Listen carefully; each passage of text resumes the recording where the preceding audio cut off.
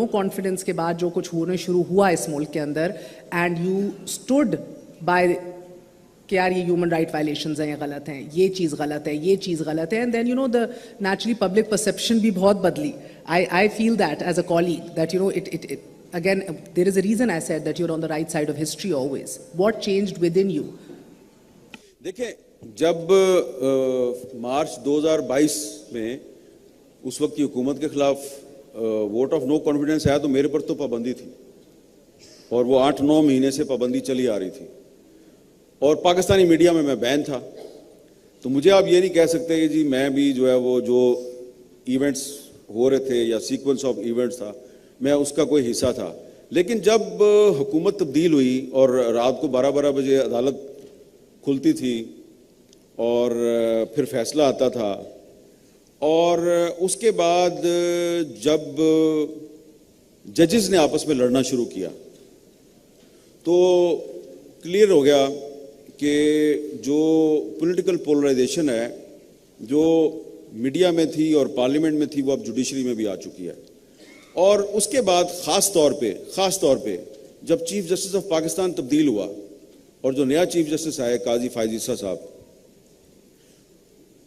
ان پر جب ریفرنس دائر ہوا تھا 2019 میں تو میں نے اس کی بڑی مخالفت کی تھی اور مجھے ان سے بڑی توقعات وابستہ تھیں, اور میرا خیال تھا کہ یہ بڑا اصول پسند جج ہے اور کم از کم یہ اتنا ضرور کرے گا کہ اب یہ چیف جسٹس بن گئے ہیں تو جس پارٹی نے ان کے خلاف ریفرنس دائر کیا تھا یہ کم از کم اس پارٹی کے بارے میں جو کیسز ہوں گے اس بینچ میں نہیں بیٹھیں گے.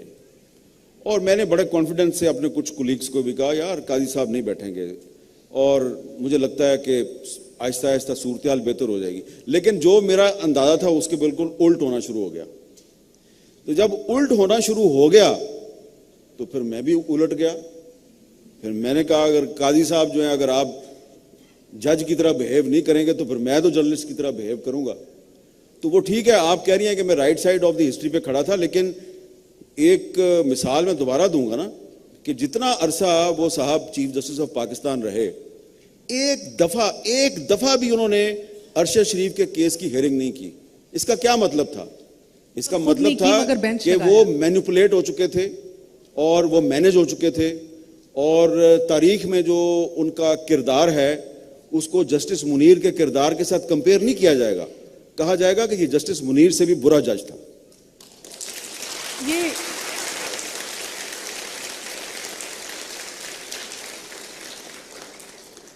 یہ ہمارا کیا المیہ ہے کہ یہاں ہمارے ادارے مضبوط نہیں ہیں. ادارے وہی کرتے ہیں جو شخصیت ادھر برا جمان ہوتی ہے. آپ کسی بھی ادارے کی بات کر لیں, ہر ادارے کو اٹھا کے دیکھ لیں. نہیں, سارے ادارے تو کمزور نہیں ہیں, ایک ادارہ تو بہت مضبوط ہے. نہیں, میں نے کمزور کہا ہی نہیں, میں نے کمزور نہیں کہا. جس ایک سیکنڈ جس ادارے کی آپ بات کر رہے ہیں میر صاحب, ادھر بھی شخصیت اور اس کی سوچ حاوی ہے نا, جو بھی ہو. ایک چیز یہ دیکھیں کہ میں کیوں پر امید ہوں. میں تو اسی پہ پریشان ہوں پچھلے آدھے گھنٹے سے. اتنا پر امید ہوں کہ میں کسی ادارے کا نام نہیں لیتا, لوگ تالیاں بجا دیتے ہیں. یہ جو آگاہی ہے, دیکھیں ان کو آپ میڈیا کو جتنا مرضی مینیج کر لیں, آپ پاکستان کے عوام کو دھوکہ نہیں دے سکتے. ان کو سب پتہ ہے کہ صحیح کون ہے اور غلط کون ہے. آپ کسی کا نام نہ لیں, وہ سب جانتے ہیں. مگر وہ دن کب آئے گا کہ جب نہیں فرق پڑے گا کہ ادارے کو ہیڈ کون کر رہا ہے, چاہے وہ قاضی فائز عیسیٰ ہیڈ کر رہے ہیں جوڈیشری کو, یا چاہے وہ باجوہ صاحب ہیڈ کر رہے ہیں فوج کو, یا چاہے ادھر نواز شریف کی حکومت ہے. وہ کب فرق پڑے گا کہ ادارے اپنے تئیں اتنے مضبوط ہوں گے اور اپنی ڈومین میں رہیں گے؟ دیکھیں وہ اس وقت ہوگا جب آپ کانسٹیٹیوشن آف پاکستان کو رسپیکٹ کرنا شروع کر دیں گے. دیکھیں میں بار بار کانسٹیٹیوشن کی بات کیوں کرتا ہوں, یہ تمام جو نوجوان ہیں ان کو بھی انڈرسٹینڈ کرنا چاہیے کہ یہ جو 1973 کا کانسٹیٹیوشن ہے, this is the only consensus document left in this country. یہ اونلی کنسنسس ڈاکومنٹ ہے. اس کے علاوہ آپ کو کسی چیز نے ایک دوسرے کے ساتھ جوڑ کے نہیں رکھا ہوا. اور یہ جو کانسٹیٹیوشن ہے یہ اس پر دستخط کرنے والے لوگ کون تھے؟ ذوالفقار علی بھٹو اور ان کا جو اپوزیشن لیڈر تھا ولی خان, ایک دوسرے کے سخت دشمن تھے. یہ راولپنڈی کے لیاقت باغ میں بھٹو صاحب کی حکومت کے دور میں ولی خان کے جلسے پہ گولیاں چل گئیں. گولیاں چلنے کے باوجود وہ لاشیں اٹھا کے واپس گئے پشاور. انہوں نے کانسٹیٹیوشن کو ابینڈن نہیں کیا. تو مولانا مفتی محمود, پروفیسر غفور احمد, بہت سے نام میں لے سکتا ہوں, غوث بخش بزنجو, یہ وہ بڑے لوگ تھے جن کے آپس میں بڑے سخت اختلافات تھے, لیکن یہ کانسٹیٹیوشن جو ہے اس پر انہوں نے دستخط کر کے اس کو اپروو کروایا. اور پھر کیا ہوا؟ پھر یہ ہوا کہ 77 میں ایک ملٹری ڈکٹیٹر آیا اور اس نے یہ کانسٹیٹیوشن ایبروگیٹ کر دیا, توڑ دیا, وائلیٹ کر دیا. کانسٹیٹیوشن جو ہے وہ 10-11 سال تک وہ سسپینڈ رہا اور پھر اپنی طاقت سے دوبارہ وہ ریسٹور ہوا. 1956 کا کانسٹیٹیوشن جب ایوب خان نے وائلیٹ کیا وہ دوبارہ نہیں آیا. 1962 کا کانسٹیٹیوشن جو ایوب خان لے کے آیا تھا وہ اس نے اس کو خود وائلیٹ کیا, وہ دوبارہ نہیں آیا. یہ 1973 کا کانسٹیٹیوشن جو ہے یہ 77 میں وائلیٹ ہوا, 85 میں واپس آ گیا. پھر دوبارہ یہ 1999 میں پرویز مشرف نے اس کو وائلیٹ کیا, یہ 1-2 سال کے بعد 2002 میں یہ پھر واپس آ گیا. پھر مشرف نے اس کو 2007 میں پھر تیسری دفعہ اس کو سسپینڈ کیا, یہ دوبارہ ریسٹور ہو گیا. اس کی کیا وجہ ہے؟ اس کی وجہ یہ ہے کہ اس کے پیچھے ایک عوام کی طاقت ہے. یہ الیکٹڈ جو پارلیمنٹ تھی اس نے یہ کانسٹیٹیوشن بنایا تھا. اب اگر آپ الیکٹڈ پارلیمنٹ کو اپنا غلام بنائیں گے اور اس پارلیمنٹ کو مینج کر کے آپ اس کانسٹیٹیوشن میں اپنی مرضی کی امینڈمنٹس کروائیں گے تو ٹھیک ہے, آپ وقتی طور پہ تو سیاسی فتح حاصل کر رہے ہیں, لیکن آپ پارلیمنٹ کو کمزور کر رہے ہیں اور کانسٹیٹیوشن کو کمزور کر رہے ہیں, اور پارلیمنٹ اور کانسٹیٹیوشن کو کمزور کرنے کا مطلب ہے آپ پاکستان کو کمزور کر رہے ہیں. تو اگر آپ اس کانسٹیٹیوشن کو رسپیکٹ نہیں کریں گے اور جو 1973 کا اصل آئین ہے اس کو ساتھ لے کے نہیں چلیں گے تو کیا ہوگا؟ الٹیمیٹلی پاکستان کو نقصان ہوگا. آپ ابھی دیکھ لیں کہ جو خیبر پختونخوا کے جو ٹرائبل ایریاز تھے ان کو صوبے میں مرج کیا گیا, آج وہاں پہ صورتحال کیا ہے وہ آپ کے سامنے ہے. بلوچستان میں جو صورتحال ہے وہ آپ کے سامنے ہے, ادھر بھی بم دھماکے ہو رہے ہیں, ادھر بھی بم دھماکے ہو رہے ہیں.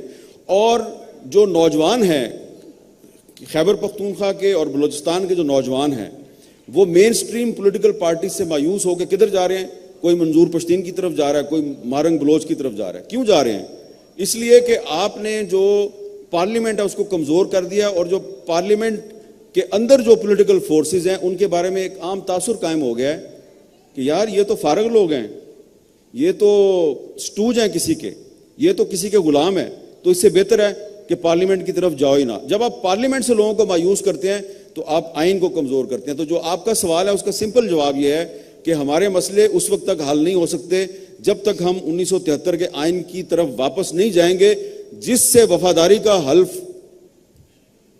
سب اٹھاتے ہیں لیکن آپ کہیں گے خود ہنس پڑتے ہیں, یہ خود ہنس پڑتے ہیں جی, یہ خود ہنس پڑتے ہیں. ہنس نہیں پڑتے, وہ تالی مار دیتے ہیں, ان کو سب پتہ ہے. آپ نے تو ایسا کوئی جوک نہیں کریک کیا.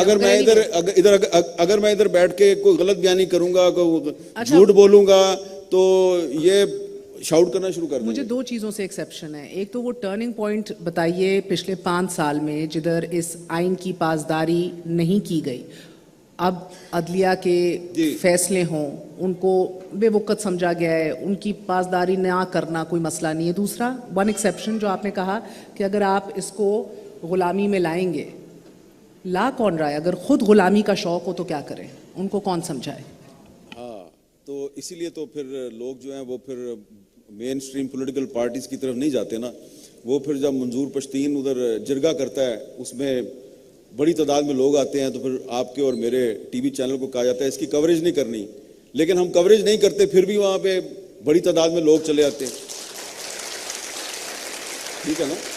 تو ٹرننگ پوائنٹ جو آپ نے پوچھا ہے وہ ٹرننگ پوائنٹ تھا میرے خیال میں جب 2022 کے اینڈ میں آ کے, صحیح تھا یا غلط تھا, 2 صوبوں کی اسمبلی کو توڑا گیا اور ہمارا یہ خیال تھا کہ 3 مہینے کے اندر الیکشن ہو جائے گا. لیکن اس وقت چیف جسٹس کون تھے؟ بندیال صاحب. بندیال صاحب. اور جب بندیال صاحب ریٹائر ہو گئے اور جب 3 مہینے میں الیکشن کروانا تھا تو پھر چیف جسٹس کون تھے؟ سر مسئلہ یہ ہے کہ بندیال ادھر ٹرننگ پوائنٹ پوچھ رہی ہوں نا, بندیال صاحب کو اپنے فیصلے کے اوپر عمل درآمد کروانا چاہیے. نہیں کروایا, نہیں کروایا وہ دن اور آج کا دن. اوکے, اس کے بعد لیکن اس کے بعد پھر جب نیشنل اسمبلی کی مدت ختم ہو گئی اگست 2023 میں, تو اگین 3 مہینے میں الیکشن کروانا تھا. اس وقت چیف جسٹس کون؟ قاضی صاحب. قاضی صاحب. تو بندیال صاحب ہوں یا قاضی صاحب ہوں, دونوں جو ہیں ان کی پیچھے سے کوئی ڈور کھینچ رہا تھا. اور جب چیف جسٹس آف پاکستان جو ہے وہ آئین پاکستان پہ عمل درآمد نہ کروائے, 2 صوبوں کی اسمبلیوں کا الیکشن ٹائم پہ نہیں ہوا, اور پھر اس کے بعد قومی اسمبلی اور باقی صوبائی اسمبلیوں کا الیکشن ٹائم پہ نہیں ہوا, تو آئین اسی وقت وائلیٹ ہو گیا تھا